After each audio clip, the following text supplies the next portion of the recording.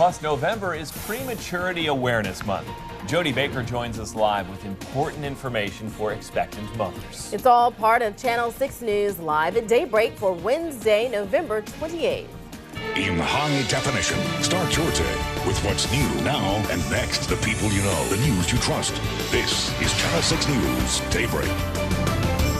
Well, more than 500,000 babies are born too soon in the U.S. every year. More than 3,000 of them right here in Nebraska. This is Prematurity Awareness Month. Jody Baker is live outside the March of Dimes office in Omaha with more information for expectant mothers. Good morning to you, Jody. Good morning, Jim and Cerise. That's right, we're at 118th and Nicholas in Omaha. The March of Dimes recently giving both Nebraska and Iowa B grades when it comes to preventing premature births. Now, that is better than the national average of C, but they, along with physicians at Methodist Women's Hospital, both say we can and should do better. They're working to educate mothers about the warning signs. The problem gets to be is a lot of the early signs of preterm labor or problems are very similar to the same complaints that most women have when they're pregnant. They feel a little pressure, their back hurts a little bit, they have menstrual cramps. Now, once that premature labor starts, Dr. Robertson says it's very difficult to stop. Babies born too early run risks ranging from blindness to learning disabilities. So the goal really is to address expectant mothers' health issues early on to give babies like Madison here their best possible shot.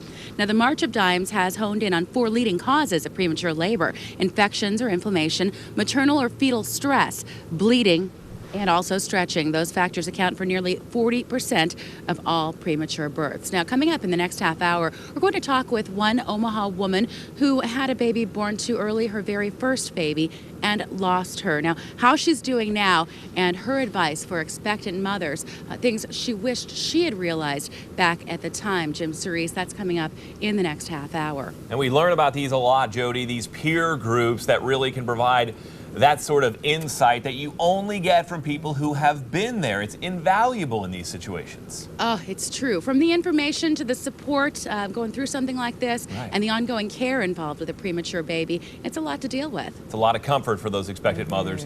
Thanks so much. Jody Baker reporting live for us this morning. 6:05. 1 in every 8 babies born in Nebraska is born too soon. Often those premature births are preventable. Jody Baker is live at the March of Dimes office in Omaha this morning with all the details. Good morning, Jody.